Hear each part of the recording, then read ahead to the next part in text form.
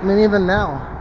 I could still remember the Red Hot Chili Peppers radio spot, I think. It was like a rat-tat-tat-tat-tat-tat-tat, I said a bone-crushing mayhem funk. I said a croon you a tune called the Brothers Cup with a red hot chili peppers here to rock your spot and to ruffle your feathers. Don't get me pissed, just spin my disc. Every night, every day, I want my radio played. The very first recording I ever did was Stevie Van Zandt and his radio spot. I remember bringing it home. I was still living with my parents. I was so proud. And I played the tape, and it was just him swearing the whole time. And my dad was like, "Yep, that's how it is." I think he was proud of me at that time.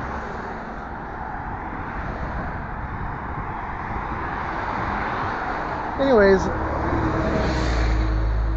EMI, parent company, you know, they're based out of London, Abbey Road, and they own Capitol Records, so they felt like they were competing with themselves in Hollywood, so they changed the name. And this was during a time where the record industry was changing. And this is way pre-Diddy. This is like the record industry was working similar to how the movie industry worked at that time. But there were major changes were taking place. And they decided to rebrand themselves as EMI Manhattan, and they moved the whole business over to New York. And they asked me if I wanted to go, but I had just bought a sailboat and I just wasn't into it. So I didn't go. And basically for the better part of a year, I didn't have any work. And at this point in time, I had already moved out of my parents' house. Luckily, my rent was only $250 a month, and I had enough saved up, but I wasn't living high on the hog. I wasn't living high on nothing. But one day, okay, so another thing that was happening at this time, my father, he developed prostate cancer. And although he was still going to work, it was obvious that he was getting sick. And by October of 1989, he was going to the hospital kind of regularly. Well, at the end of October, maybe the first week of November of 1989,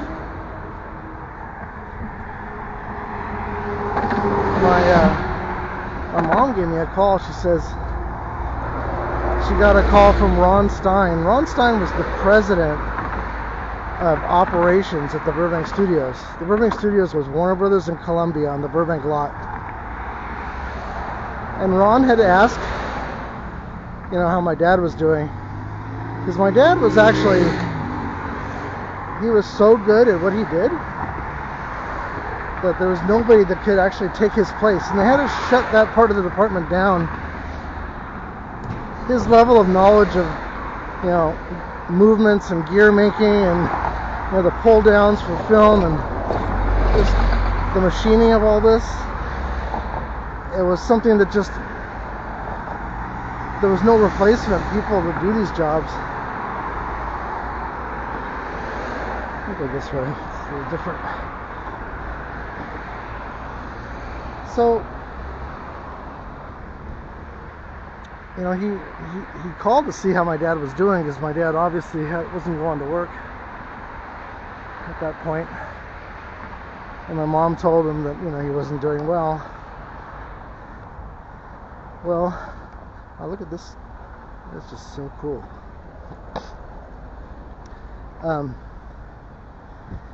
But, you know, my dad, he must have talked about me, mentioned that I was working at Capitol Records and my interest in, you know, engineering in general.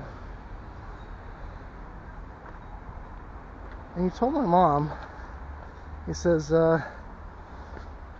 how's Eric doing? And my mom said, oh, he's okay, but, you know, he doesn't have his job at Capitol Records anymore, or EMI. And he said, whoa, did he go ask Tom McCormick in the sound department at Warner Brothers for a job? And honestly, I did. So a few months earlier, I did exactly that. I got a suit, and I went to Warner Brothers and I interviewed for a job in the sound department. Which, you know, that doesn't just happen.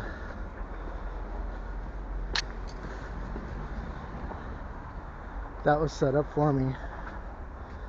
And I knew the Warner lot because, I mean, even as a child, I literally ran around on that lot to play.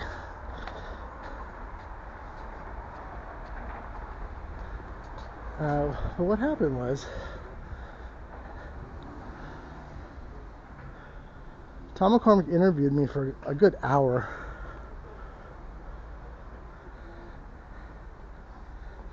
And then he said basically, you know, Eric, you seem really qualified, but I'm not going to hire you because I hate your dad. That was shocking.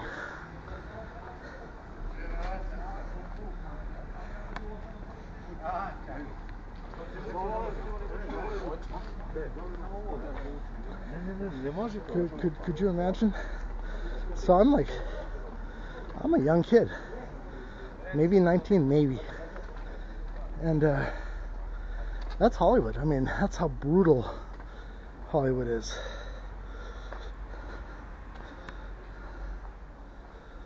So I didn't get the job that day, but my mom explained this to Ron Stein. She said, yeah, Eric applied, but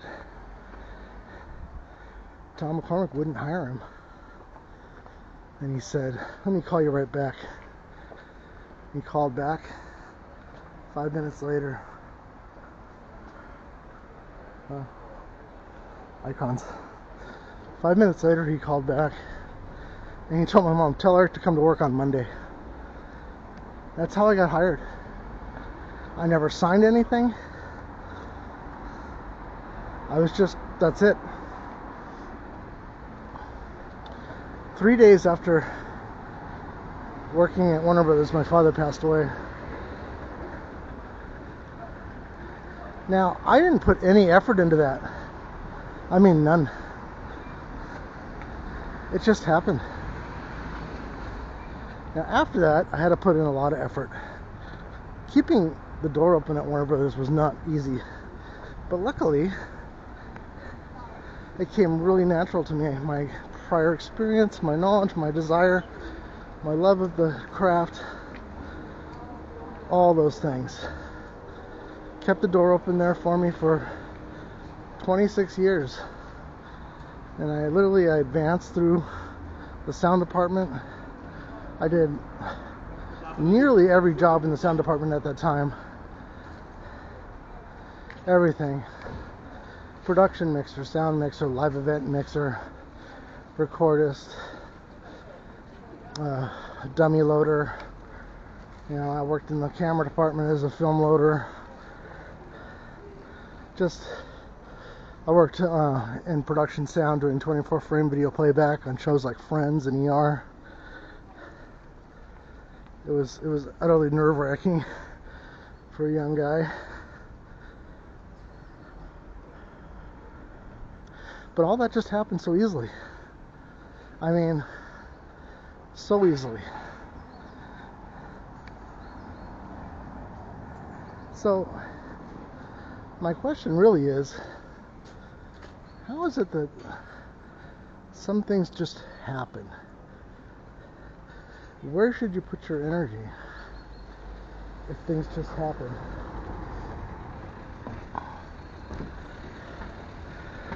I mean, I had put my energy into the knowledge of, recording and such, so electronics in general. And because I had done that, I had a good time at Warner Brothers. I extended my time there. Maybe because of what I knew.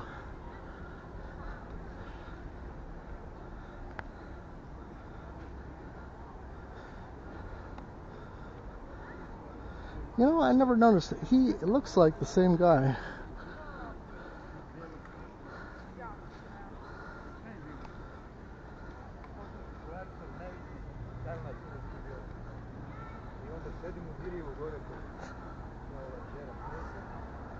That way I charge.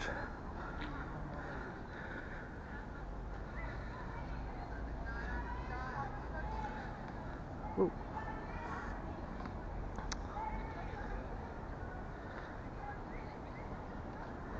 Anyways, I lost my track a little bit of what I was discussing, but the gist of it is, in life, certain things, they just happen so easily.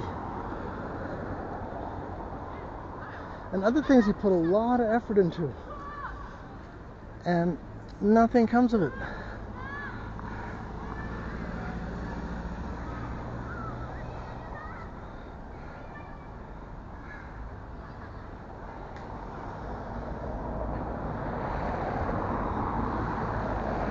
But here I find myself in Belgrade, Serbia.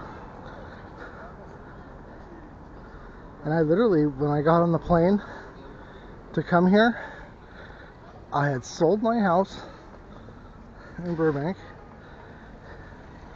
and I was struggling to pack. It took me nearly almost 3 months after selling the property, and the new owners, they were kicking me out. I literally got ejected out of that house after my beloved home in Burbank. But I got on the plane. I went to the LAX one morning. I had my ticket. It was a one-way ticket. And I only had about a month left on my passport. And they stopped me at the gate. And they said, "Hey, you only got a month on this passport. You can't go." And I shook my ticket and I said, "One-way ticket." And they just said, "Oh, get on, go ahead."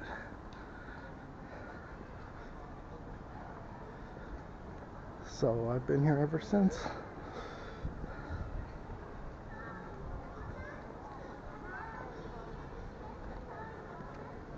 And how easy. I got here so easily. I mean, literally I came back to where my parents left from.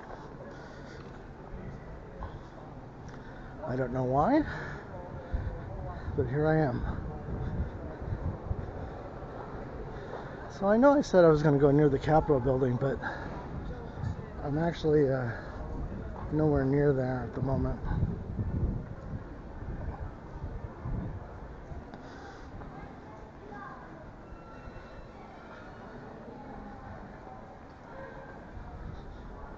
In fact, where we are right now is Knez Mihailova, and near the Reichstag Mall.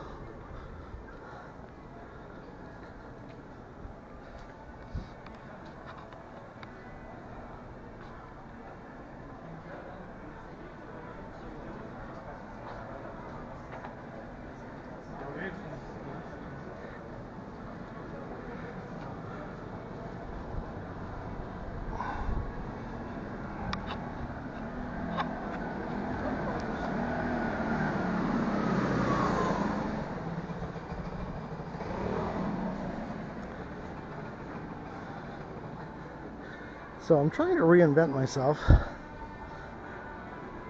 I'm trying to learn Serbsky, and I'm trying to make a living here, which is no small feat. It's like the way people make a living has changed in this world completely.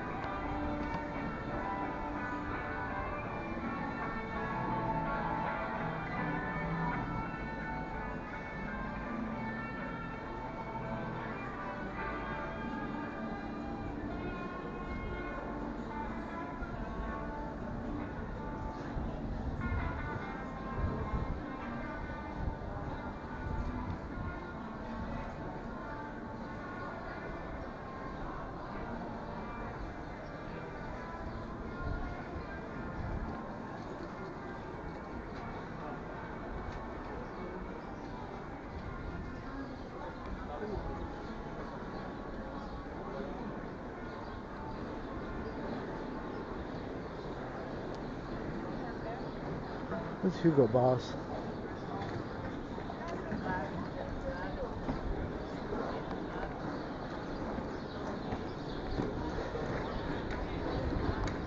Super expensive.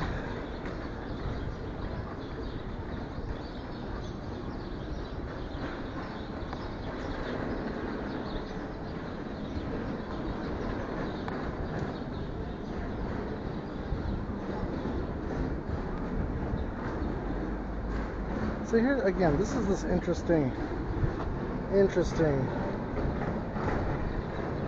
material. When you see that, that's an ancient building. I mean, this is not a 200-year-old building, not in my opinion.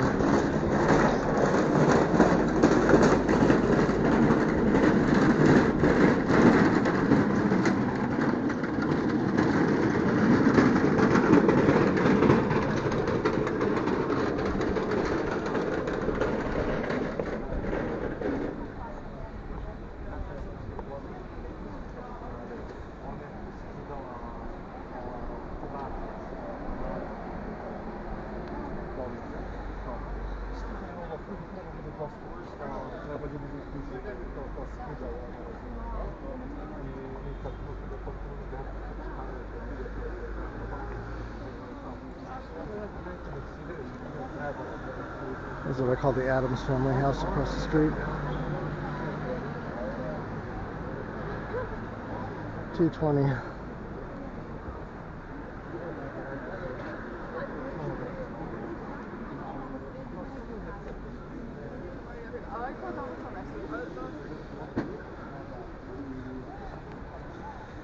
So I'm trying different things right now.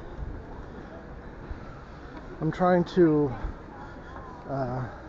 distribute an adhesive remover, which I'm having manufactured here. I was having it made in Sri Lanka, but they're missing a key ingredient. And now I'm having it made near Novi Sad. And another thing that I'm doing is I'm trying to make my YouTube channel. I'm trying to monetize this thing. I'm trying to get people to view it. So please like and subscribe. Make comments on my videos. There's nice ones, but if you don't have nice ones, I'll still reply.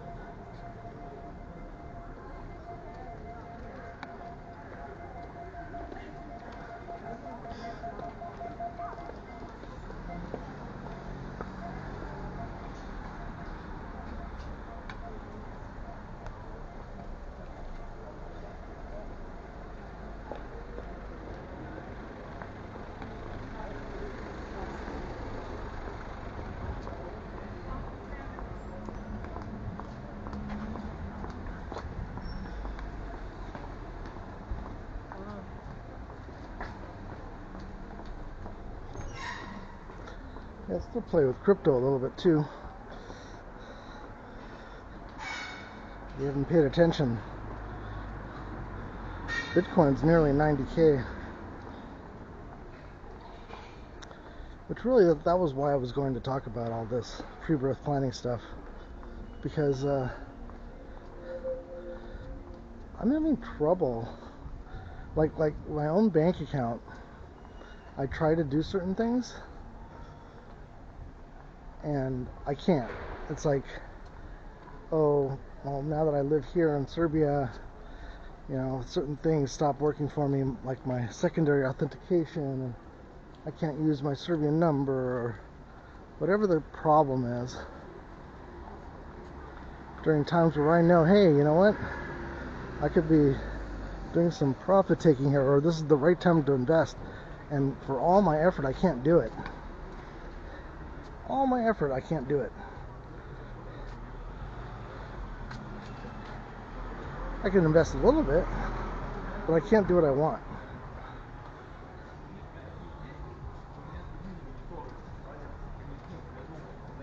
And this seems to happen over and over.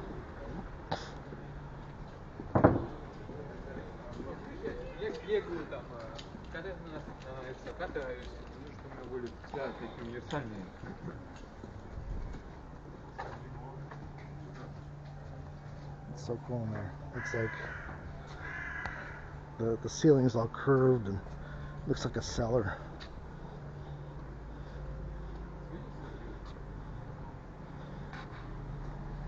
Yeah, these guys are checking there's a flat for rent here. This is like an Airbnb or something. Flat Belgrade.